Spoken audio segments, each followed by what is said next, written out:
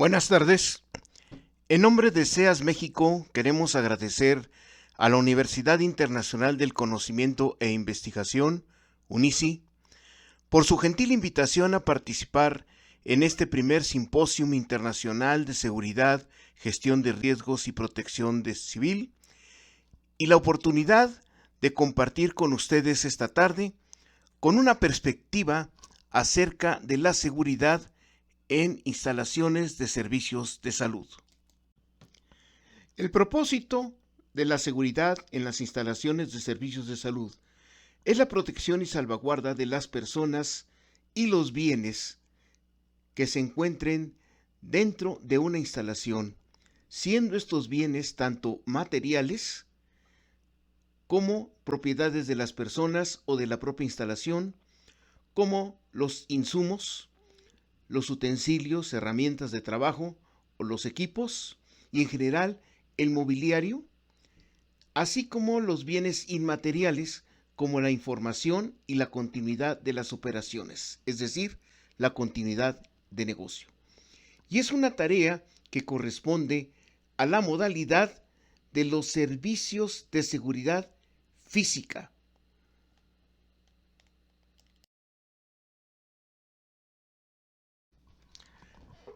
En general, los servicios de salud y los servicios de seguridad atienden a las necesidades de mayor prioridad para el ser humano de acuerdo a la teoría de las jerarquías de Maslow, ilustrada en la pirámide de Maslow, en donde, como podemos observar, los servicios de salud atienden a la prioridad número 1, que en general se orientan a mantener la vida, mientras que los servicios de seguridad se orientan a la prioridad número 2, proteger la vida.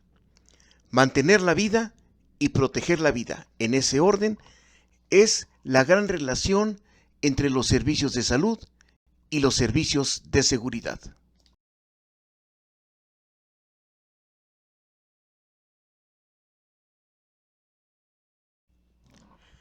Los servicios de salud y los servicios de seguridad tienen tres similaridades fundamentales. Primero, ambos se orientan a proteger y preservar la vida y la integridad de las personas, aunque en el caso de los servicios de seguridad su alcance es más amplio porque también se orientan a la protección y preservación de las propiedades de las personas. Segundo, en ambos ámbitos se toman decisiones críticas, es decir, con repercusiones que pueden tener consecuencias de vida o muerte de las personas. Y tercero, igualmente importante, es que en ambos ámbitos no pueden ser ejercidos por personas improvisadas. Se requiere de todo un proceso de preparación y sobre todo de especialización en las diferentes ramas que puede comprender cada uno de estos servicios, tanto de salud como de seguridad. Por ello, es muy importante que el personal dedicado a ambos ámbitos de servicio tengan la preparación tanto básica como especializada pertinente para desempeñar las tareas que les sean encomendadas.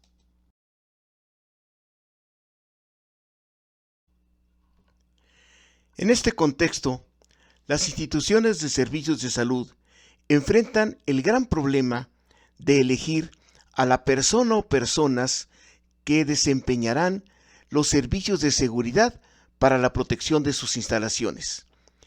Para resolver este problema, se debe recordar la premisa fundamental de que las soluciones no vienen de buscar respuestas, sino de saber hacer las preguntas. Y las preguntas que debe hacerse la instalación es, ante todo, definir sus necesidades para establecer qué tipo de personal y sobre todo qué tipo de preparación y especialización debe de tener ese personal.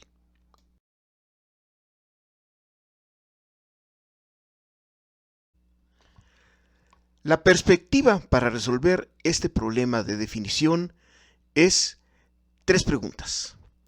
Primero, ¿qué necesito? Establecer las necesidades propias de la institución y sobre todo de la instalación que específicamente se pretende proteger. En este sentido, quien mejor conoce esas necesidades es la propia institución. Ningún externo, por mejor que conozca el ámbito de los servicios de salud o de inclusive de seguridad, va a saber mejor que la propia institución sus propias necesidades. Por ello, es muy importante que aun contando con cualquier tipo de asesoría externa, sea la propia institución la que defina qué necesito. Segundo, la institución debe de explorar el mercado y establecer qué hay disponible que se adapte a mi perfil de necesidades. Es decir, no porque una empresa, un prestador de servicios, una persona o personas sean reconocidas como expertas en cierta materia, si es que hay expertos en materia de seguridad. Debe de definir quién de lo disponible se adapta mejor a cubrir mis necesidades. Un ejemplo, podemos decir, es posible que el mejor vehículo del mundo sea un Ferrari Testarossa, pero para las necesidades de mi institución no necesito un Ferrari Testarossa, necesito una simple camioneta pick-up. Y la más importante,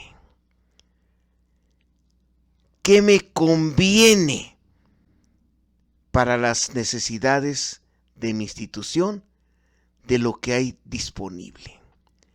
Y en este sentido, no se debe de adquirir, contratar lo mejor o lo más sofisticado, sino lo que mejor se adapte, lo que mejor pueda responder al perfil de necesidades específicas de la institución y de la instalación en particular.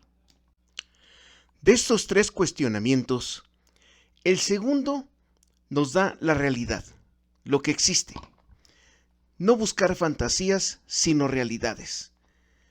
Pero el tercer cuestionamiento es fundamental, porque nos habla de la viabilidad, de lo que es conveniente, muchas veces de acuerdo a criterios de costo-beneficio.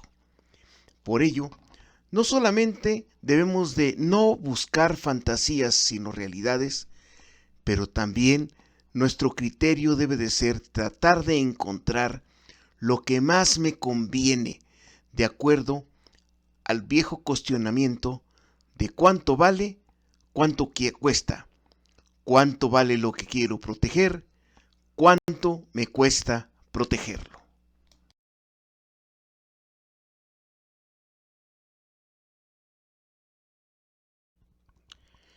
En resumen, la institución de servicios de salud, como usuaria de los servicios de seguridad y como cualquier otro usuario de este tipo de servicios, primero que nada, debe de identificar y dimensionar sus necesidades.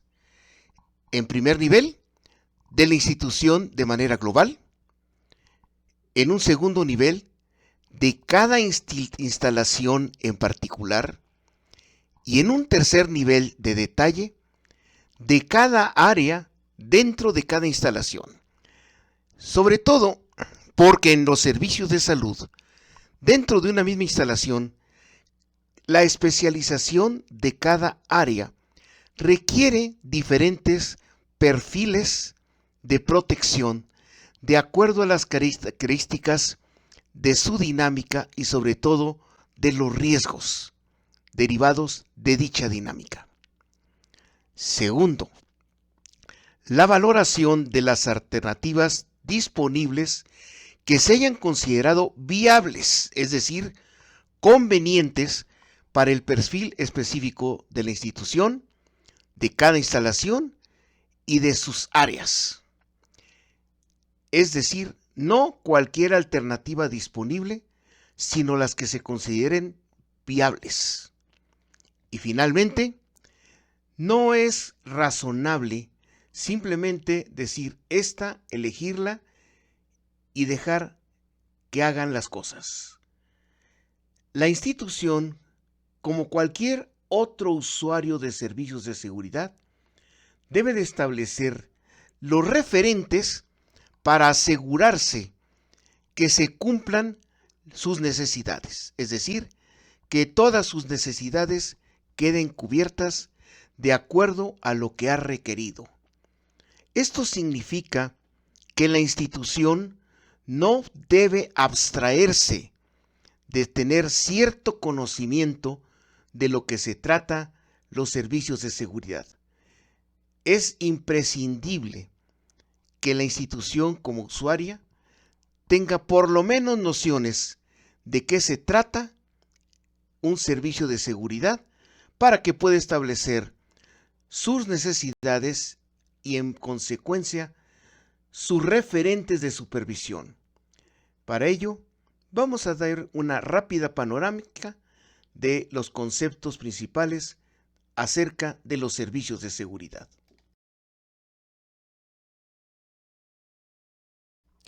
La seguridad es un atributo de la sociedad, la cual surge como una organización humana o prehumana de cuando el antecesor del hombre, el primate, se dio cuenta que trabajando en conjunto podía obtener más y mejores resultados que trabajando cada quien por su cuenta. Si se quiere ver de una manera caricaturesca, que actuando en banda podía obtener más y mejores resultados que cada chango en su liana.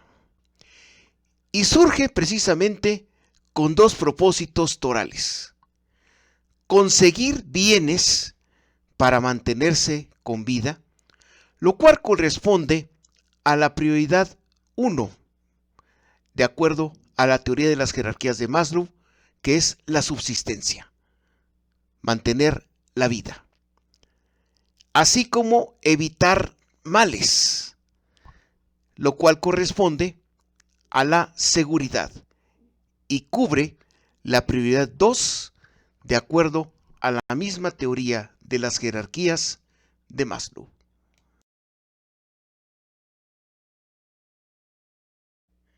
Derivado de este concepto sinérgico de la sociedad, se puede proyectar a la misión de la seguridad, su razón de ser, lo que justifica su existencia, como evitar cualquier amenaza contra la existencia o el funcionamiento de la sociedad, tanto en su conjunto como en cualquiera de sus partes. Es decir, no solo evitar daños a la sociedad, a sus integrantes, sino a cualquier elemento, evento, condición o situación que pueda interrumpir o interferir con su vida cotidiana, con lo que se puede considerar para cada contexto como la normalidad.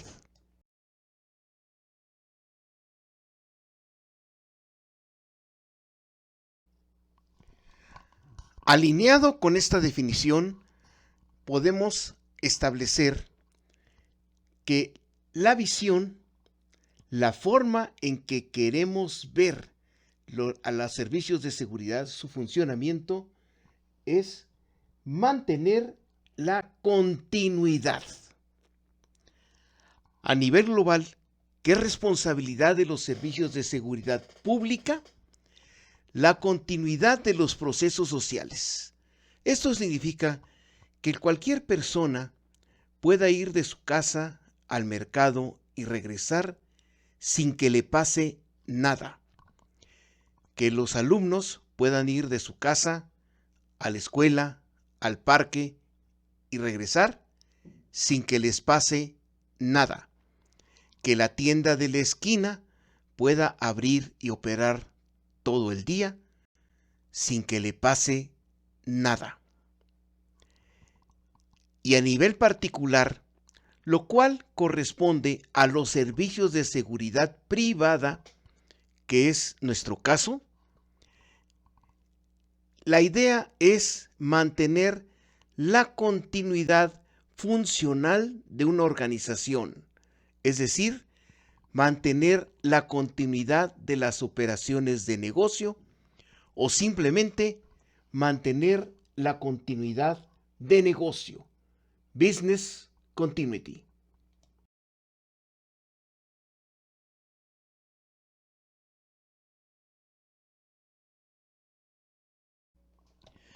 En consecuencia, el objetivo de la seguridad será proteger y salvaguardar, entendiendo por proteger evitar riesgos, es decir, evitar la posibilidad de que se den daños. Pero esto no siempre va a ser posible porque siempre van a existir factores fuera de control. Cuando no sea posible proteger, se deberá salvaguardar, es decir, evitar daños, evitar que los daños ya causados sigan provocando mayores daños o que se extiendan. Segundo, la vida y la integridad en este orden. La vida antes que la integridad física. Esto significa un principio que puede llevar a decisiones críticas. Y el mejor ejemplo de ello es cuando ocurre un derrumbe o un colapso de estructuras, que la gente queda atrapada. Y la única manera de preservar la vida es amputando un brazo o una pierna en el sitio. Si observamos, se preserva la vida, pero se sacrifica la integridad física de la persona. Tercero, de las personas y sus propiedades, es decir, las personas antes que los bienes, porque los bienes de alguna manera pueden ser reemplazados, sustituidos o compensados. La vida no.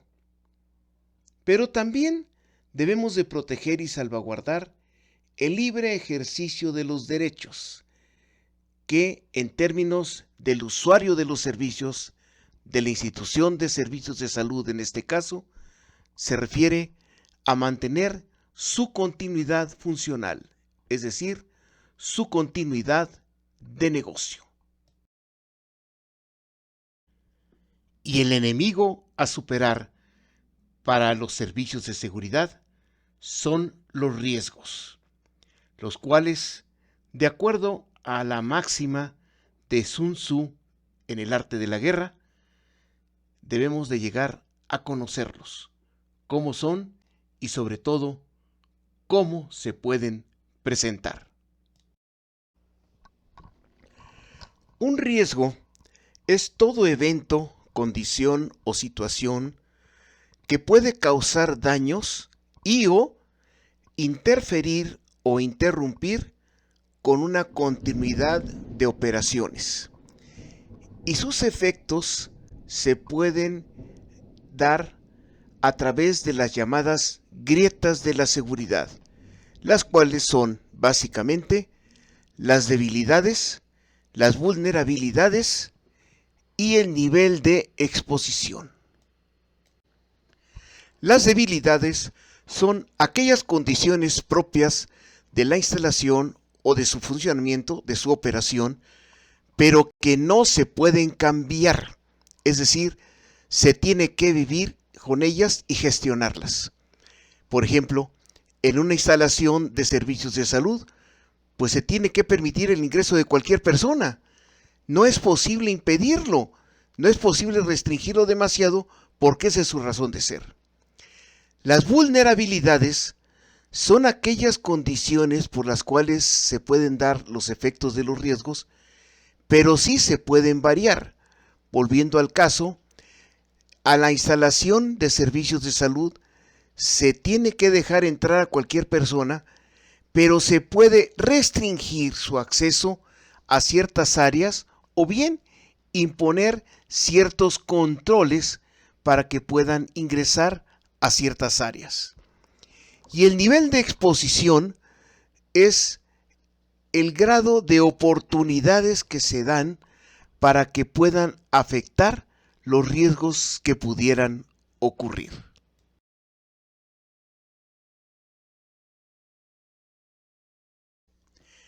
El nivel de exposición está determinado por 4 factores que se pueden describir por el acrónimo VUPA y que corresponde a visibilidad, ubicuidad, predictibilidad y accesibilidad. Visibilidad se refiere a que si el objetivo de protección es muy visible, se le puede afectar, porque se le puede localizar fácilmente. Ubicuidad se refiere a que si se sabe en dónde va a estar o dónde está el objetivo de protección, es localizable y se le puede afectar.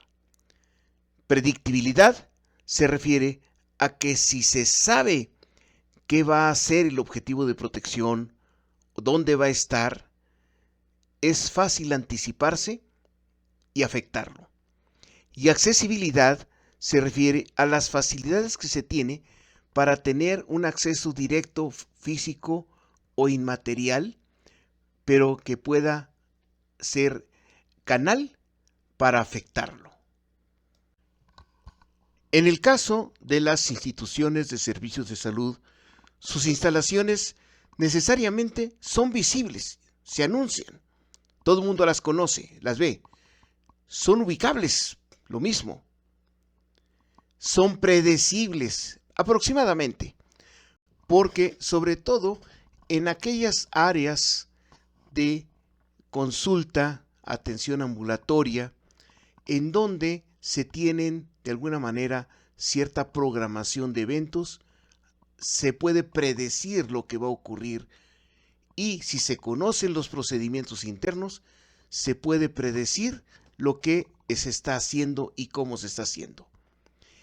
En cuanto a la accesibilidad, es lo que se puede gestionar, es el factor en el que se pueden reducir, no eliminar, no anular, pero sí reducir las posibilidades de afectación de los riesgos.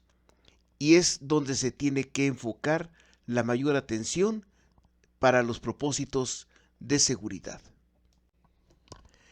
De acuerdo a esto, para la definición de las medidas de seguridad necesarias que se deben adoptar, se debe, ante todo, proyectar cuál es el panorama de riesgos que pudiera afectar a la instalación y segundo, establecer el perfil de operación que se requiere aplicar en cuanto a medidas de seguridad para la protección de la instalación.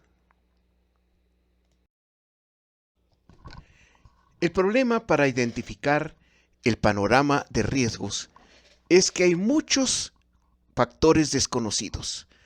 Se sabe aproximadamente qué tipo de riesgos, pero no qué riesgos específicos se pudieran presentar, cuándo, cómo y sobre todo por qué.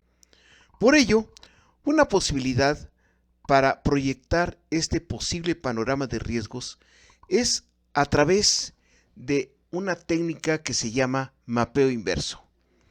En esta técnica se parte de lo conocido para ir deduciendo lo desconocido y consiste básicamente en 4 pasos. Lo conocido son las actividades de la cadena de negocio, de la cadena de operación. Se tienen que definir perfectamente la secuencia de actividades,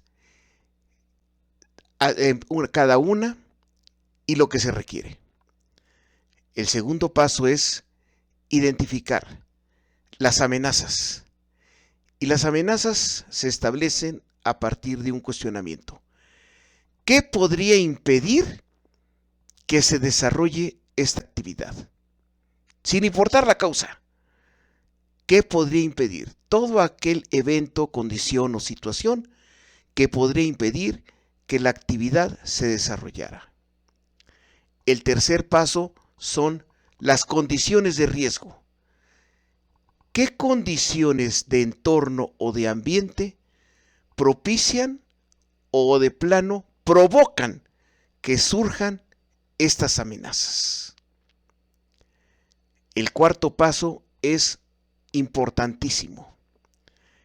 Identifica las fuentes. Y es el quién, el enemigo. ¿Quién o qué podría crear las condiciones que darían lugar a que surjan las amenazas? Y el quinto paso es muy importante porque nos daría la situación a prever o inclusive las medidas a adoptar. Y nos hablan del por qué. ¿Por qué esta entidad causa estos problemas? ¿Por qué se crean estas condiciones? Y este por qué pueden ser por tres causas genéricas. Por motivos accidentales, es decir, causas no controlables y por lo tanto no evitables. Incidentales, por causas controlables y por lo tanto evitables. O totalmente intencionales, que en general son no controlables, pero pueden ser dificultables. Y es donde pueden incidir las medidas de seguridad, sobre todo en materia preventiva.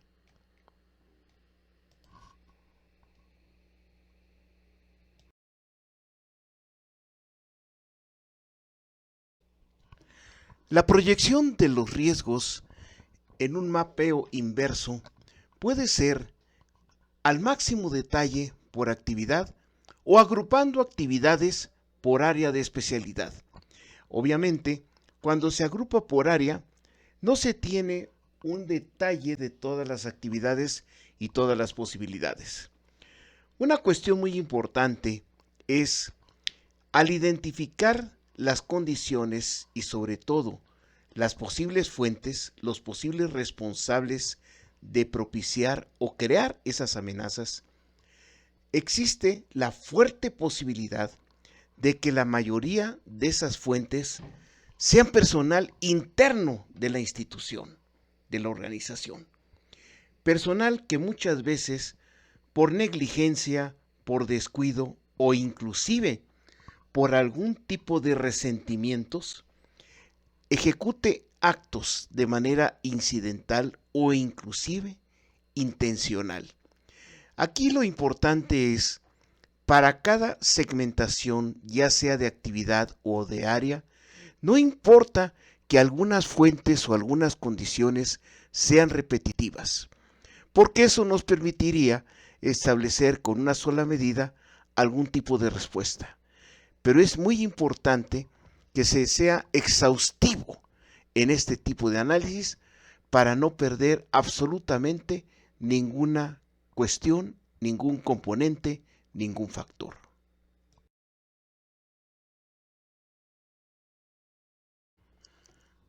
Otro aspecto crítico para identificar es el perfil de dinámica para cada área, no para cada actividad, sino para cada área especializada. Y este perfil está compuesto por tres factores. Presencia. ¿Quién está autorizado a estar dentro de cada espacio y cuáles son las condiciones para ingresar a cada espacio? Es decir, las restricciones o control de acceso. Segundo, permanencia. ¿En qué momentos y durante cuánto tiempo está autorizada una persona a estar dentro de los espacios permitidos? Y tercero, actividad. ¿Qué tipo de actividad está autorizada a desarrollar cada persona que puede estar dentro de cierto horario en ciertos espacios? Esta definición se tiene que establecer para cada área especializada y para cada tipo de persona que pudiera ingresar a cada espacio. Un referente fundamental para cualquier instalación es el perfil de operación de servicios, es decir, lo que se hace y lo que se debe de hacer, en especial en cuanto a seguridad. Para ello, se debe de establecer para cada área cuál es el perfil de dinámica esperado en esa área, es decir, qué se debe y qué se puede hacer. Segundo, las amenazas que pueden surgir en esa área, ya sea que puedan afectar a la misma área o a otras áreas de la instalación. Tercero, ¿cuáles son los indicadores sobre los cuales se debe de establecer la vigilancia del área? Es decir, ¿cuáles son los indicadores o parámetros a los cuales se les debe prestar atención, ya sea para que estén siempre presentes los indicadores de normalidad o para que estén siempre ausentes los indicadores de riesgo, y en caso de que estos últimos lleguen a surgir, generar alertamientos? También debemos de conocer cuál es la regulación aplicable específicamente para cada área. Y finalmente, ¿cuáles serían las medidas generales para intervenir en caso de que surja algún tipo de amenaza en cada área? Para la elaboración del perfil de operación de servicios de una instalación específica, se debe identificar las características de la instalación en cuanto al tipo de operación que se realiza, el perfil de dinámica genérico, al menos dentro de la instalación, y el potencial de conflictividad y riesgos que pueden surgir dentro de la instalación, al menos de manera general, a fin de proyectar las líneas generales de las medidas de seguridad que se deben adoptar y, sobre todo, el enfoque que se debe de adoptar.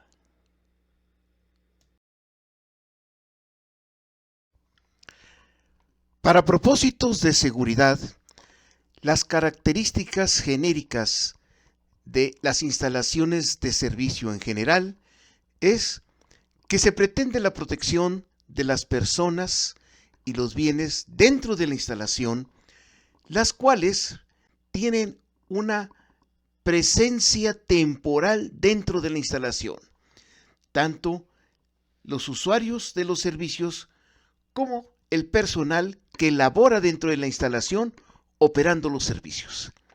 Y que el propósito general de la seguridad es mantener la continuidad de negocio, es decir, la continuidad funcional de las operaciones dentro de la instalación. Pero también se debe de considerar que por las labores propias de la operación de este negocio, existen ciertos riesgos laborales que, dependiendo del tipo de negocio, del tipo de operación, puede estar sujetas a otro tipo de regulaciones oficiales que deben de ser respetadas, sobre todo en lo que se refiere a cuestiones de seguridad, higiene y protección civil. Por su parte, el perfil de dinámica, igualmente genérico, es de acceso y movilidad restringida dentro de la instalación e inclusive dentro de cada área de la instalación, tanto para el personal propio como para los visitantes y usuarios de los servicios. Acceso y movilidad igualmente restringido para el personal propio, empleados, trabajadores, directivos, por lo regular a las áreas específicas de trabajo asignadas, y acceso y movilidad limitada para los usuarios a ciertas zonas de acceso público y con ciertos controles con restrictividad para ciertas zonas de atención especializada o de plano prohibida para personas ajenas a la propia instalación.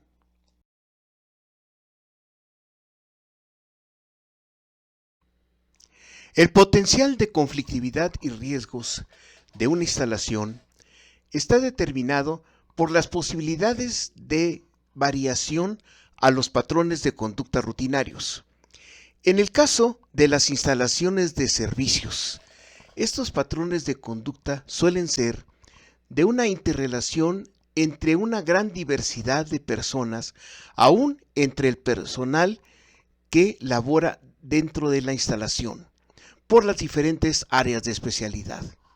Esto significa una condición permanente de convivencia temporal, de tal suerte que la conflictividad puede ser muy diversa, dependiendo del tipo de personas, si son propias de la instalación, si son usuarios de los servicios, si son acompañantes y, sobre todo, la posibilidad de un potencial de violencia ante posibles insatisfacciones, sobre todo por parte de los usuarios.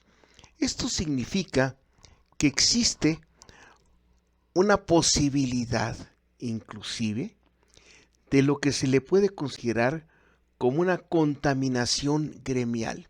Si empieza a generarse un descontento generalizado, normalmente entre los usuarios de los servicios, por periodos prolongados de espera para recibir los servicios esperados, en especial cuando dichos servicios involucran condiciones de urgencia, al menos en la percepción de los usuarios.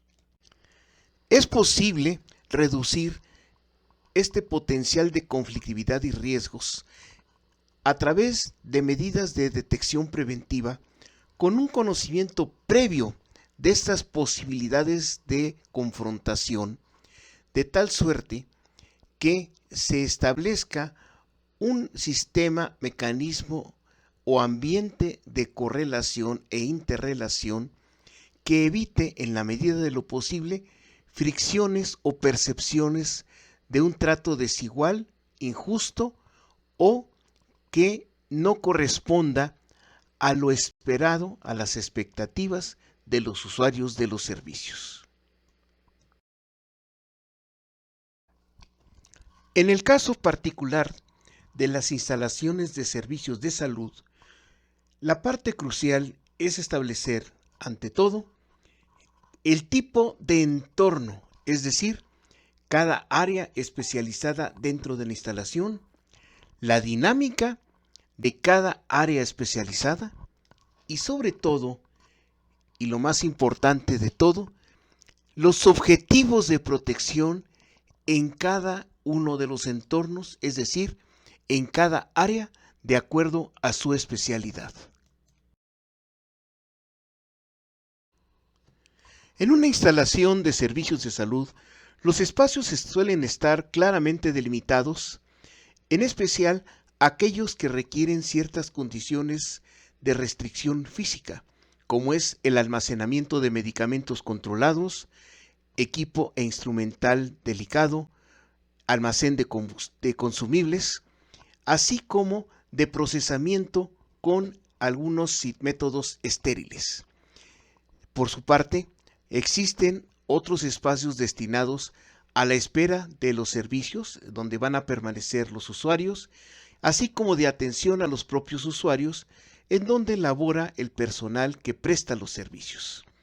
Y la dinámica va a ir de acuerdo a las áreas especializadas. Así tenemos, de manera ilustrativa, mas no limitativa, las áreas de consulta externa, en donde suelen ser espacios amplios de espera, preparados para inclusive tiempos prolongados, en donde la dinámica es la llegada de los pacientes, incluso con acompañantes, ya sea con citas programadas o espontáneas, su atención y su retirada de la instalación, a menos que sea necesario canalizarlo a otras áreas. Las áreas de atención ambulatoria, en donde suele ser similar a la consulta externa, aunque la inmensa mayoría, suelen ser con citas programadas.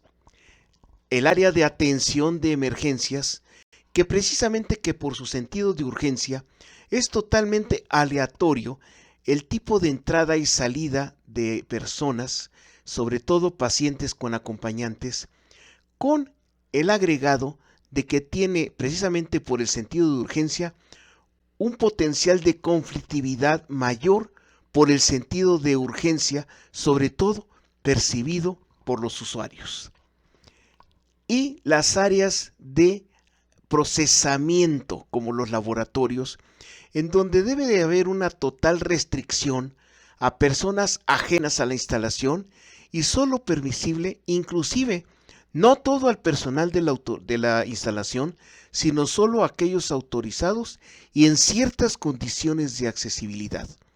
Y finalmente, las áreas de hospitalización, en donde se debe estar preparados para estancias prolongadas que deben ser atendidas por personal permanente y con una logística de sustentación, no solamente para la atención clínica, sino para la atención de vida, es decir, alimentos, sanidad, etc.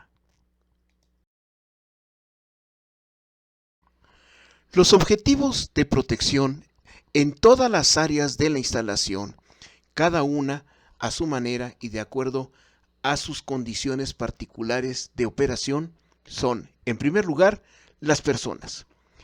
Tanto los trabajadores, quienes prestan los servicios dentro de la instalación, como los usuarios y sus acompañantes.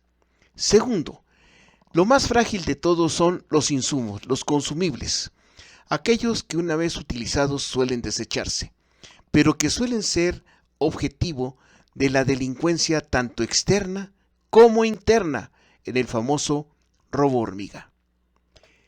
El instrumental, las herramientas de trabajo, es decir, todo el instrumental con el que se operan los servicios, estetoscopios, tijeras, pinzas, etc. Tanto de uso general en las áreas de consulta externa como en las áreas especializadas y los laboratorios. Y los equipos que son los de más alto costo y de menor cantidad y que además tienen mayor impacto en la operación.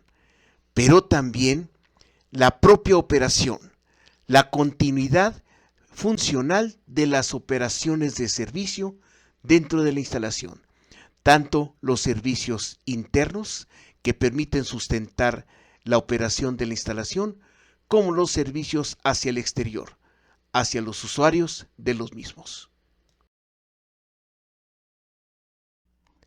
Las formas genéricas de amenazas contra las instalaciones de servicios de salud pueden ser como intrusiones, es decir, accesos no autorizados con o sin violencia de manera abierta o encubierta, confrontaciones multitudinarias entre usuarios y personal, o entre usuarios, o inclusive entre personal por algunas cuestiones de tipo de trabajo, agresiones puntuales, tanto entre usuarios y personal, o entre el propio personal, asaltos, es decir, con violencia, robos, muchas veces sin violencia, tanto por externos como por internos.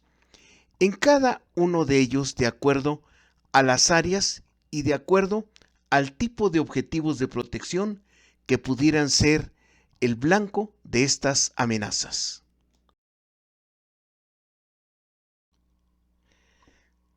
Para establecer las medidas de seguridad a fin de enfrentar estas amenazas, se deben de definir ciertos referentes para la operación de dichas medidas, las cuales comprenden qué se debe hacer de acuerdo a las características físicas de la instalación y su dinámica, cómo se debe hacer, pero sobre todo, cómo me cercioro de que se esté haciendo lo que deben de hacer, cumpliendo con los referentes que se están definiendo por las necesidades de la operación y de la instalación.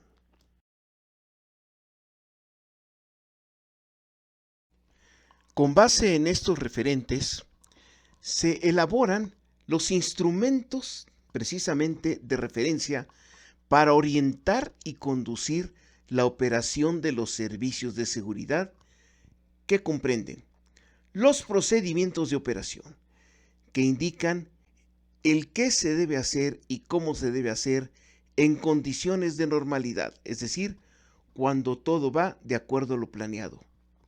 Los protocolos de reacción, precisamente ante situaciones de anomalías que se desvíen de lo planeado.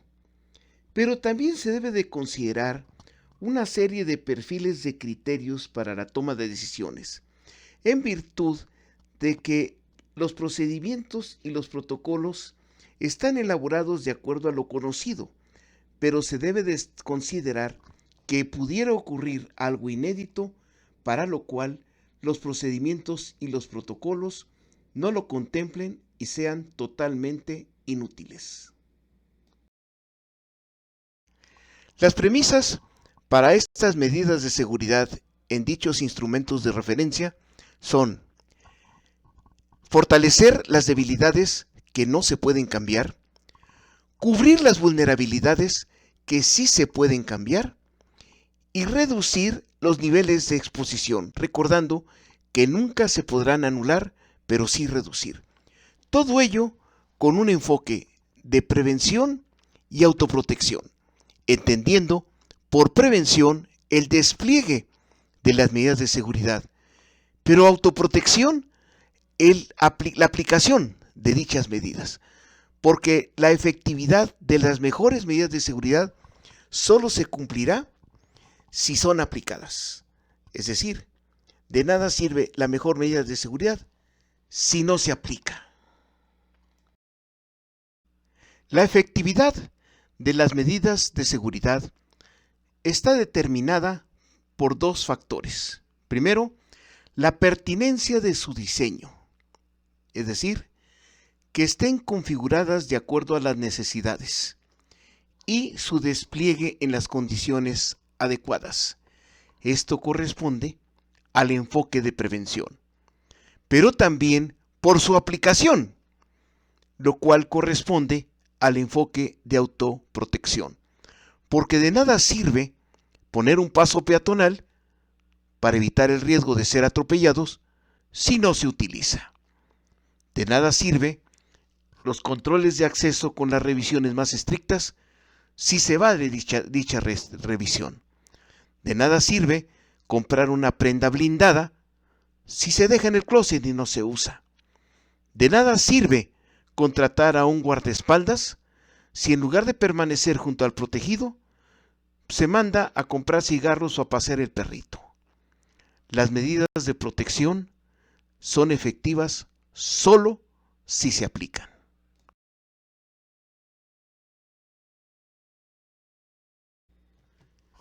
Las funciones genéricas que contemplan las medidas de seguridad son, básicamente, la vigilancia, que consiste en la observación de un entorno a fin de asegurar el cumplimiento de las actividades de acuerdo a lo planeado y el cumplimiento de las regulaciones vigentes. La restricción, que son las medidas que se adoptan para cumplir las restricciones, por lo regular a través de los procedimientos. Y estas dos funciones, la vigilancia y la restricción, son las que se consideran como las actividades dentro de la normalidad y son normalmente orientadas y conducidas con base en los procedimientos. Y la intervención, que se aplica en situaciones de excepción, es decir, cuando se rompe la normalidad y es necesario corregir o detener cualquier situación de contingencia. En estos casos se aplican los protocolos de reacción y los criterios en caso de que ocurran situaciones o condiciones inéditas, que son la mayoría de los casos de estas excepciones.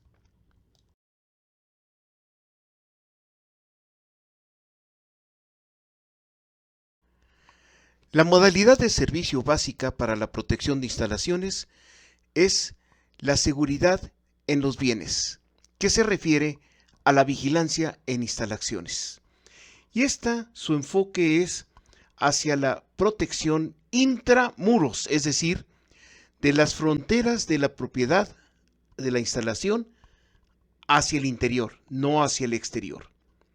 Su enfoque principal hace énfasis en el control de acceso, es decir, el control de entradas y salidas tanto de personas como de bienes. Y su objetivo, su propósito toral, es mantener la continuidad de las operaciones de la instalación, es decir, la continuidad del negocio, de la instalación y de la institución en general.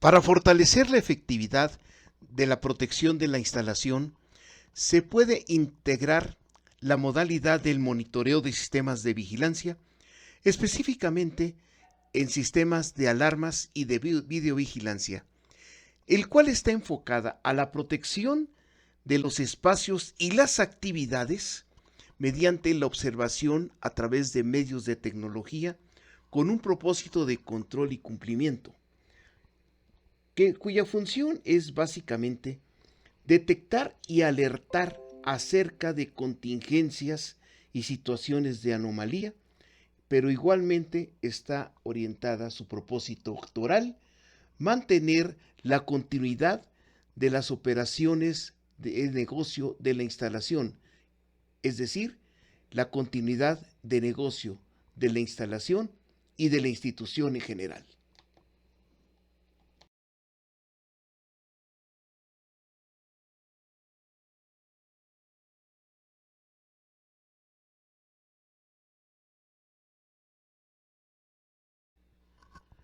El servicio de seguridad de la instalación debe de cubrir las siguientes funciones. Primero, el control de acceso, tanto a la instalación en sí misma, como a las áreas de acceso restringido, dependiendo de las restricciones. Segundo, en consecuencia, la aplicación de restricciones, tanto de permanencia como de movilidad.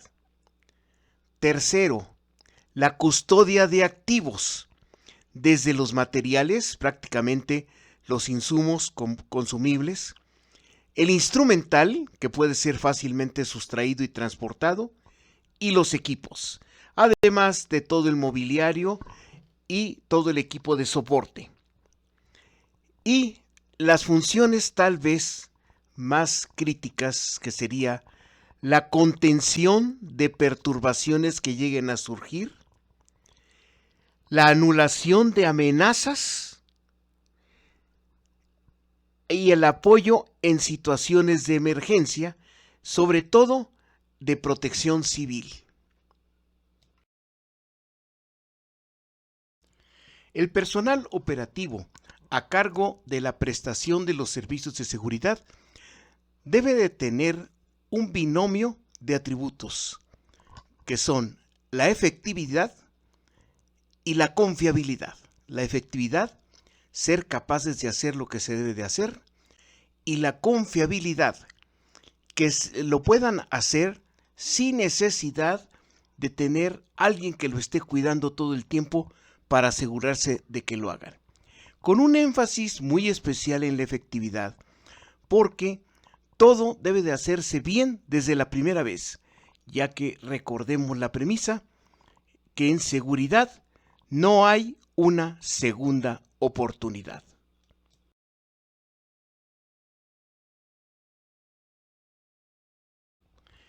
El atributo de efectividad se sustenta en la aptitud, es decir, la capacidad para hacer, la capacidad para desempeñar las funciones que se han puesto bajo su responsabilidad. y comprende tres vertientes: la preparación, el apoyo logístico y la supervisión.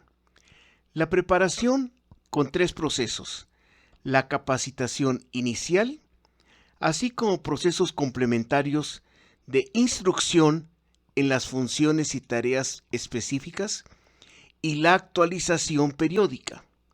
El apoyo logístico significa apoyarlo con el equipamiento necesario, así como el abastecimiento de consumibles que según se vayan requiriendo en el ejercicio de las operaciones.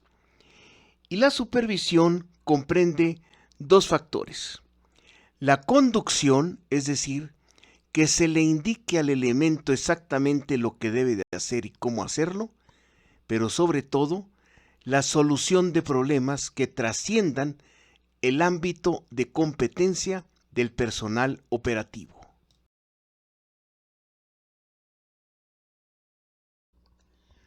La vertiente de preparación es la crucial y probablemente de mayor relevancia, ya que se enfoca al factor humano y comprende el desarrollo de las competencias laborales, es decir, su capacidad para desempeñar un cierto trabajo, función u oficio.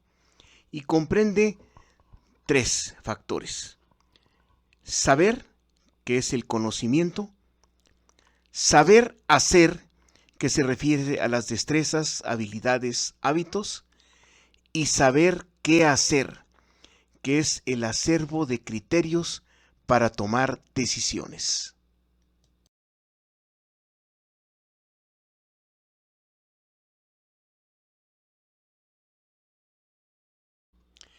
El proceso de capacitación dentro de la vertiente de preparación es probablemente el de mayor repercusión, porque asegura que el personal, tanto operativo como de supervisión, tenga la base necesaria para desempeñar las funciones de seguridad en general, y debe de comprender ciertas temáticas básicas como los conceptos generales de seguridad, las funciones generales que se deben desempeñar en seguridad, el uso de recursos, así como la forma de controlar a personas agresivas y el manejo de personas con limitaciones de movilidad en emergencias, tanto como base de conocimientos y para el desarrollo de las destrezas y habilidades.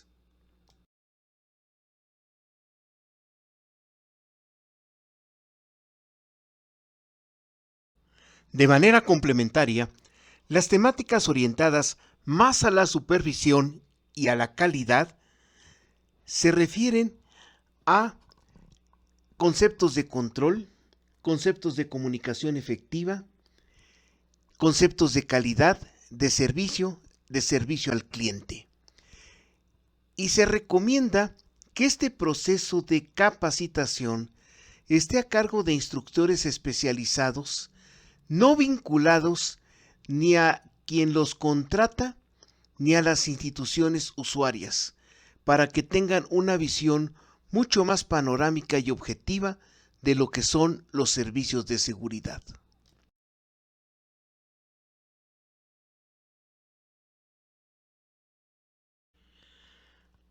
Por su parte, los procesos de instrucción y actualización son más específicos y competen a aspectos de la instalación y sus áreas. Los procesos de instrucción se refieren a las necesidades particulares de la instalación y de cada área de la instalación, mientras que los procesos de actualización se refieren a la actualización de nuevos conocimientos, ya sea nuevas técnicas, nuevas formas de trabajo, o bien experiencias que se hayan tenido dentro de la instalación o en instalaciones similares, que es conveniente que el personal conozca para enfrentar si se llegan a ocurrir situaciones semejantes y las puedan enfrentar de una mejor manera. Estos procesos se recomiendan que estén a cargo de supervisores o mandos operativos vinculados a la institución o a la empresa que los esté contratando para dar servicio a una institución usuaria de los servicios de seguridad.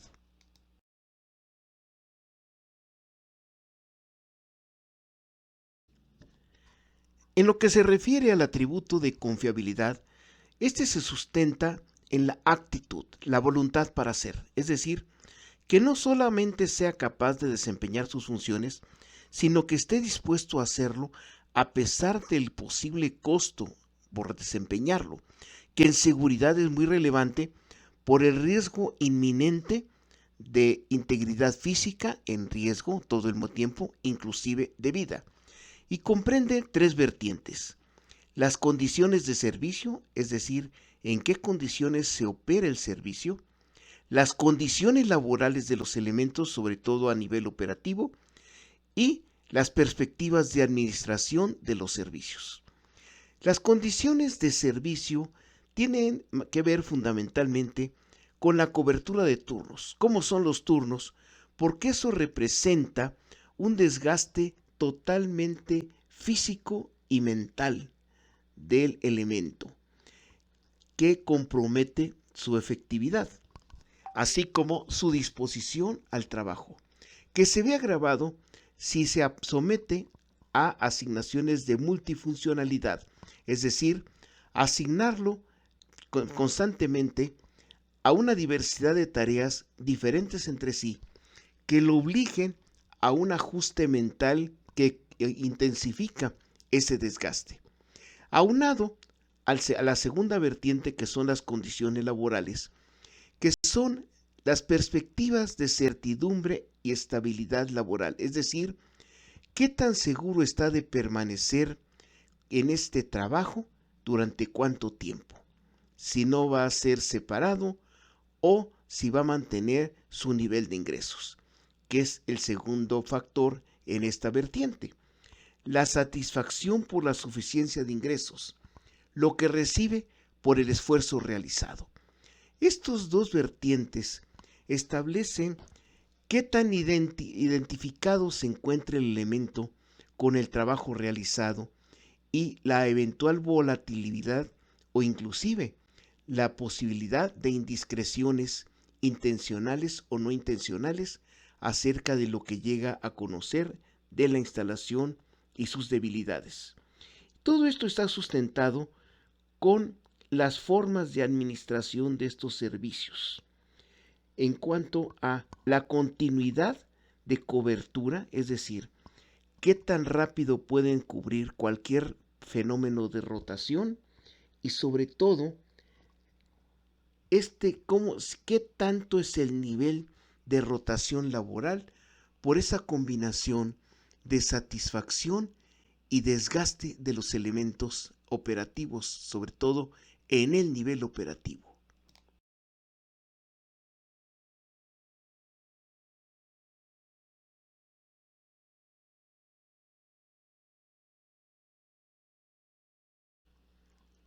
La perspectiva de los servicios de seguridad es que son un recurso de protección fundamental para cualquier instalación, pero que dependen totalmente del personal. Y el problema con el personal es que existe un riesgo profesional inherente de vida que lo conocen perfectamente y que condiciona en especial el atributo de confiabilidad, porque impacta en la actitud, en la voluntad para hacer, en la disposición a asumir ese costo. Y esto se debe a que son la imagen visible de la institución, tan solo por el uniforme, que será distinto inclusive de uniformes que puedan usar el personal de la instalación por sus servicios, en especial los servicios de salud, que suelen ser colores llamativos, pero no que llamen la atención por su naturaleza funcional. Y por lo mismo, recordemos que el personal de seguridad son la primera línea de respuesta ante cualquier riesgo. Esto significa que existe un potencial de riesgo para la propia institución, porque el conocimiento que llega a tener este personal sobre todo de las vulnerabilidades de la institución y de la institución en particular, puede ser muy útil para cualquier agresor potencial que esté interesado en causar daños a la misma. Es decir, en términos populares, el personal de seguridad, por la naturaleza de sus responsabilidades, sabe demasiado acerca de la propia instalación. La perspectiva de cumplimiento de los servicios de seguridad estará dada, por tanto, en un equilibrio entre efectividad y confiabilidad. Sin embargo, el atributo de confiabilidad es mucho más influyente que el de efectividad, porque depende más de la actitud, de un estado anímico, de tal suerte que en muchas ocasiones se puede tener personal muy capaz, sin embargo, que no está dispuesto a desarrollar su trabajo como debe de ser, porque piensa que no vale la pena o tiene algún resentimiento. Sin embargo, existen factores que pueden comprometer las perspectivas de cumplimiento de los servicios de seguridad que no dependen de los propios servicios, sino de los usuarios mismos, como pueden ser pensar que el problema de la seguridad solo compete al personal de seguridad, que los demás no tienen nada que ver, cuando es todo lo contrario. Prescindir de las medidas de seguridad, decir en ciertos momentos, bueno, ¿sabes qué? Ahorita no aplique las medidas porque hay algo más urgente o algo más importante. O el más sutil de los factores que muchas veces pasa desapercibido, relajar las medidas de seguridad. Como hemos mencionado, las mejores medidas de seguridad solamente son efectivas si se aplican. Y por ejemplo, tenemos un control de acceso con revisiones muy estrictas, menos al vehículo del director. Después, no solamente es al vehículo del director, sino también la secretaria del director. Y después el ayudante del director. Y después el amigo del director. De tal manera que llega un momento en que no revisen la cajuela del vehículo, se convierte en un símbolo de privilegio, de distinción, con lo cual puede haber abusos porque se están relajando las medidas de seguridad. Sin embargo, si el mismo director es el primero que se detiene y dice, revise mi cajuela, no hay manera de que alguien más pueda pedir un relajamiento de las medidas si la propia cabeza de la instalación o de la institución es la primera en exigir que se le apliquen las medidas de seguridad.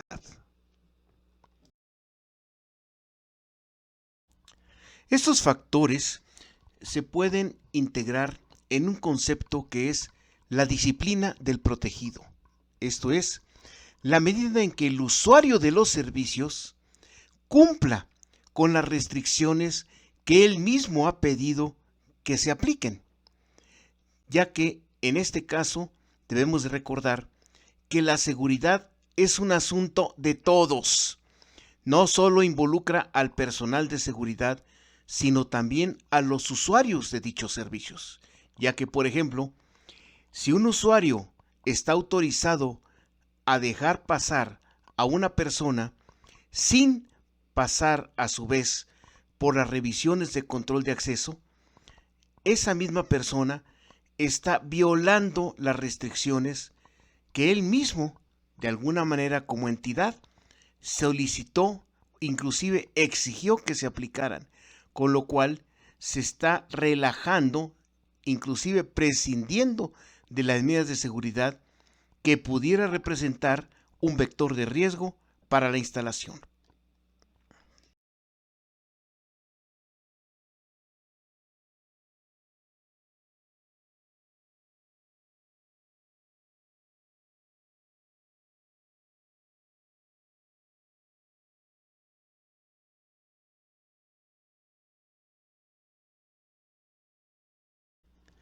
La contratación de personal para los servicios de seguridad se puede dar en una de dos modalidades o combinación, como personal propio de la institución o bien subcontratado a través de una empresa prestadora de estos servicios.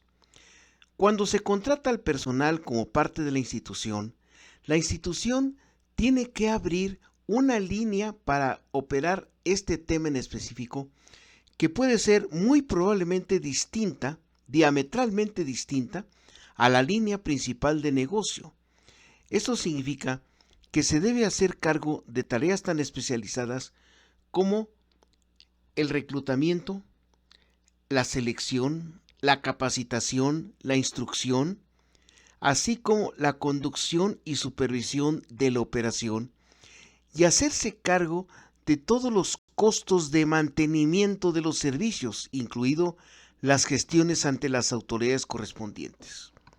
Esto puede representar costos que no repercutan directamente en la rentabilidad de la institución, pero que necesariamente deben de ser asumidos. Y aquí se puede dar un conflicto de criterios respecto a las asignaciones presupuestales, porque es obvio que el principal interés de la institución será en su línea principal de negocios. Claro que tiene la gran ventaja de que el personal de seguridad desarrolla un sentido de identidad y compromiso con la institución directamente, lo cual impacta en un mayor grado de confiabilidad en ese personal, porque saben que son parte de la institución. La opción de subcontratar a este personal a través de una empresa prestadora de estos servicios hace que esta empresa se haga cargo de todo este proceso, y como son especializados, pueden optimizar sus costos. Sin embargo, la institución pierde el control sobre la realidad de ese personal. Por ejemplo, este personal se supone que debe de ser adquirido a través de procesos adecuados de reclutamiento, selección, capacitación, pero nadie lo puede asegurar, aunque la institución tuviera supervisión de vista, porque como desconoce las entrañas y los detalles del negocio de la seguridad, puede estar viendo lo que ocurre y no entender totalmente si se está dando lo que se debe de dar. Y lo más importante, el personal subcontratado de esta manera no desarrolla el mismo sentido de identidad y compromiso con la institución. Y en estos casos es donde se da el mayor fenómeno de rotación de personal, porque para optimizar los costos, estas empresas suelen reducir los perfiles de condiciones laborales con un fuerte factor de incertidumbre en su permanencia y estabilidad laboral, lo cual hace que este personal no sienta ningún compromiso ni con la institución ni con la empresa que lo está contratando. Y aquí hay un gran vector de riesgo, porque aunque no sean parte de la institución, estas personas se llevan un conocimiento de la institución, sobre todo de sus vulnerabilidades, que pudiera ser muy atractivo para adversarios de la institución, inclusive la delincuencia.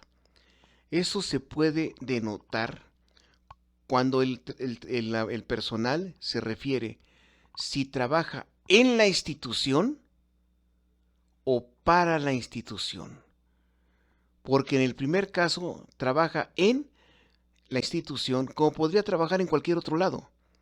Mientras que si dice trabajo para, significa que se está identificando con la institución y tendrá siempre un mayor nivel de compromiso y por lo tanto menor riesgo de volatilidad y de rotación y por lo tanto de fuga de información.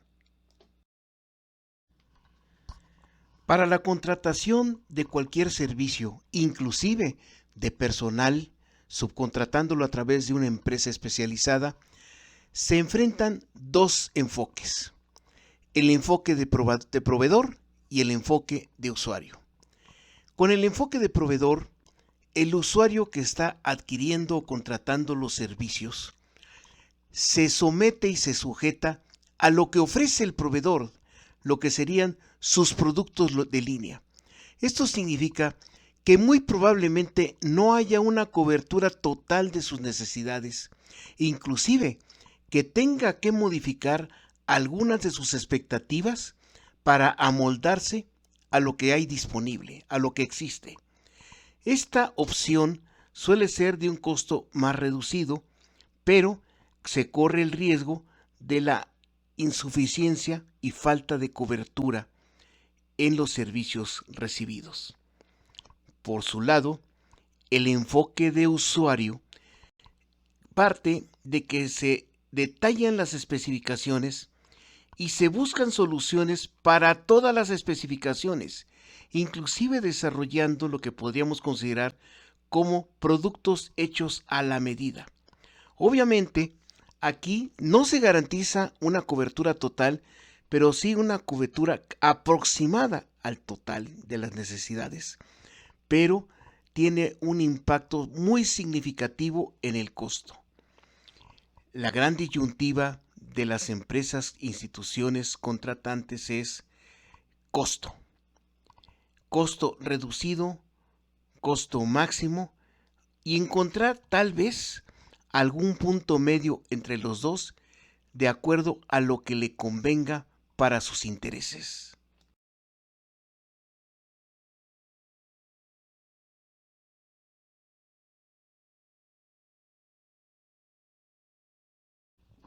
En consecuencia, todo usuario de servicios de seguridad, ya sea incorporándolos como propios o subcontratándolos, se enfrenta a la gran disyuntiva de cómo gastar en seguridad, cómo destinar recursos a un tema, a un concepto que se percibe como algo improductivo porque no contribuye directamente a la línea principal de negocio, a su rentabilidad. Sin embargo, sí contribuye a sustentar la continuidad de negocio, pero al menos se deben de considerar tres cosas. Primero, no gastar más, no buscar lo más sofisticado, lo más avanzado, sino lo que mejor se adapte a sus necesidades. Segundo, buscar cubrir debilidades y vulnerabilidades identificadas y no crear necesidades inexistentes, lo cual es un riesgo cuando se confía demasiado en lo que se les ofrece por parte de los prestadores, porque ellos lo que les interesa es colocar sus productos y servicios, no necesariamente tratar de cubrir las necesidades de quien los va a adquirir. Y lo más importante, no gastar sin una idea, sino partir de un diagnóstico previo de sus necesidades, tener muy claro en qué se va a gastar lo que se decida invertir en dichos recursos. Lo que se podría tomar como un criterio genérico para este tipo de dilemas parte de la premisa en seguridad de que más vale prevenir que remediar, porque muchas veces el costo de prevención puede en primera instancia parecer inútil, pero a la larga el costo de remediar lo que no se previno puede ser significativamente mayor, no solo en términos financieros. Por ello, el cuestionamiento que nos tenemos que hacer para tomar estas decisiones es: ¿cuánto vale? ¿Cuánto cuesta? ¿Cuánto vale lo que quiero proteger? ¿Cuánto me cuesta protegerlo? Pero no cuánto vale en sí lo que quiero proteger, sino cuánto vale su contribución a mi negocio y cuánto me cuesta protegerlo. Por ejemplo, no es el valor del equipo de rayos X o electrocardiógrafo, sino cuánto vale lo que contribuye al servicio tanto para el usuario, para el paciente, como en ingresos para la institución. ¿Cuánto vale la indemnización de una persona que resulta lesionada dentro de la instalación? ¿Contra cuánto vale la repercusión de ese accidente dentro de la instalación?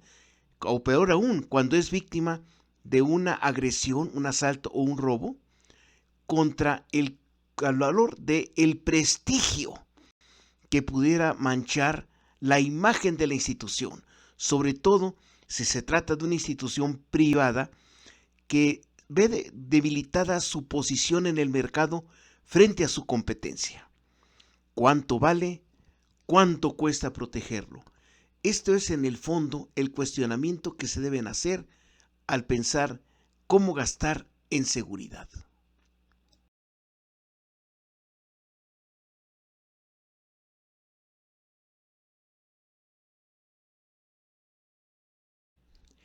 En cualquiera de las modalidades de contratación, como personal propio o subcontratado a través de una empresa especializada, la institución debe especificar sus necesidades de una manera clara y precisa, por lo regular a través del perfil de operación de los servicios, lo que espera que se haga y cómo se espera que se haga, y obviamente previendo los mecanismos de supervisión y evaluación, y por lo menos los lineamientos generales para los procedimientos de operación, los protocolos de reacción y el perfil de criterios para la eventual toma de decisiones. Y el área operativa de los servicios, ya sea un área especializada dentro de la propia institución o una empresa contratada para tal propósito, se encargará de todo el proceso de implementación de la operación, desde la contratación, la selección, la preparación del personal, la operación y supervisión de las operaciones de servicio en todas sus modalidades.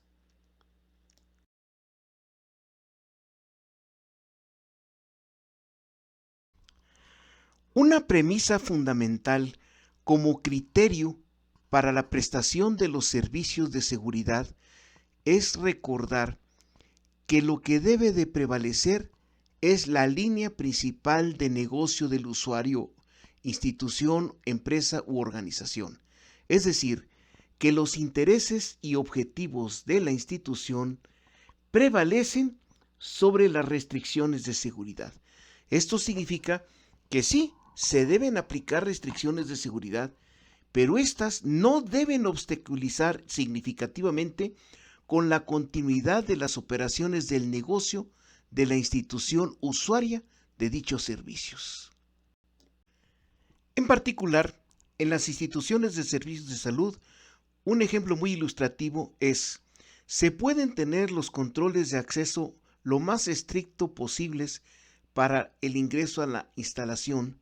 Sin embargo, estos controles no pueden ser tan restrictivos en el área de atención a emergencias, en donde el tiempo es vital y puede ser muchas veces la diferencia entre la vida y la muerte de un paciente que llega a su atención en este tipo de áreas.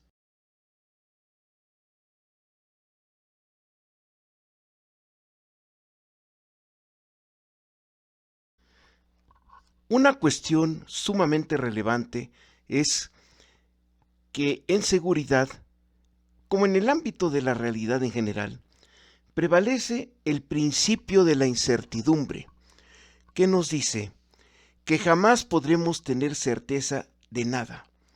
A lo más que podemos aspirar es a reducir la incertidumbre. Esto significa que algo que ya ha ocurrido puede volver a ocurrir, aunque no necesariamente de la misma manera.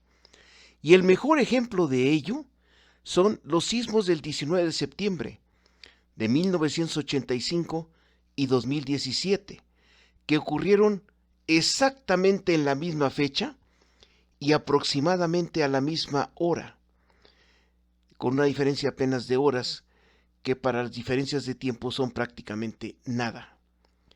Pero también que algo que nunca había ocurrido antes, aunque pueda parecer inicialmente de fantasía, de ciencia ficción o de película, puede llegar a ocurrir. Y el mejor ejemplo de esto es los atentados del 11 de septiembre de 2001 contra las Torres Gemelas en Nueva York, que nadie se hubiera imaginado que pudiera ocurrir hasta que ocurrió. O imaginemos un avión que cae en la Ciudad de México, en un día y hora pico, en uno de los sitios más concurridos. Parecería de ciencia ficción, de película, y sin embargo, pasó. Si recordamos, el accidente de la aeronave del entonces subsecretario de Gobernación Juan Camilo Muriño, que cayó un viernes por la noche a las 7, hora pico, día pico, en el cruce casi de Avenida Paseo de la Reforma y Periférico, uno de los puntos neurálgicos y de mayor tráfico en la Ciudad de México. O la situación del COVID-19, lo que parecía una epidemia a nivel local que se convirtió en una pandemia de alcance global, inclusive con consecuencias letales para millones de personas. En seguridad, esto es más enfático. Siempre puede ocurrir algo inesperado y en seguridad siempre se debe estar preparado para esa posibilidad. En el ámbito de la seguridad, los fenómenos inéditos son excepcionales, de muy baja probabilidad de ocurrencia, pero de muy alto impacto cuando ocurren. Fenómenos ante los cuales todo el conocimiento y toda la experiencia acumulado por años de servicio van a servir absolutamente de nada, inútiles. También los mejores procedimientos y protocolos que están elaborados sobre conocimiento previo o previsible. Por ello, en seguridad debemos de tener siempre en mente esta frase de Daniel Bernstein: el gran obstáculo para el progreso no es la ignorancia, sino la ilusión del conocimiento. Esto significa que el problema no es que ignoremos o desconozcamos algo, porque cuando ignoramos o desconocemos algo, lo que hacemos es leemos un libro, consultamos un manual, le preguntamos a alguien, vemos Discovery Channel y se nos quitó la ignorancia. El problema es cuando creemos que sabemos. El problema es cuando pensamos que tenemos todo el conocimiento necesario para hacer frente a cualquier situación. Por ello, el peor error que se puede cometer en seguridad es suponer. Suponer que todo va a salir de acuerdo a lo planeado. Suponer que no van a ocurrir anomalías y las que ocurran van a estar bajo control. Por ello, se puede decir que en seguridad debemos estar siempre preparados para que ocurra lo que no estamos preparados.